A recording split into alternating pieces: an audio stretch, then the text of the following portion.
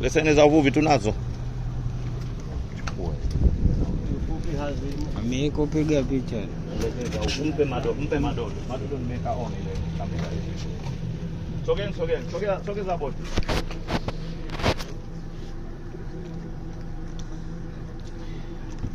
Leseni za uvuvi tunazo. Nikiuliza nijibiwe ndo ninavyotaka mimi. Yote hamna, sio? Yote hamna. Sasa basi. Leo ni tarehe 19 mwezi wa 5. Tarehe 19 mwezi wa 5. Ikifika tarehe 1 mwezi wa 4.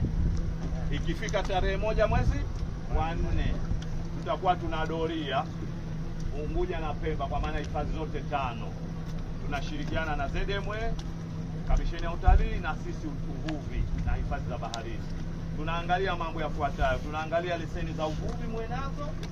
Tunaangalia boti iwe imesajiliwa na ZMW, mamlaka ya vyombo vya baharini, ambapo pale Mkokotoni pale Ukenda ndo wanasajili. Hiyo boti yenu $100,000 kwa mwaka mzima. Inaandikwa namba ubavuni zedi fulani. Tunakuwa tunajua hiyo imesajiliwa. Au mmesajili ZMW? Mmesajili ZMW? Hamna namba. Jengine masuala ya Kamisheni ya Utalii kwamba imesajiliwa inafanya shughuli za utalii. Hiyo tutafanya. Tunapeana taarifa mapema. Sije tukaonana wabaya. Kuvua kwa kutumia bunduki hairuhusiwi. Natakiwa mtumie uchokoo tena wa mti. Sawa eh? Sisi tunaelezana, siku hiyo hatutokuwa sisi hapa kidogo. Tutakuwa wengi zaidi. Sije tukaonana wabaya jamani, tunapeana taarifa mapema. Sawa jamani?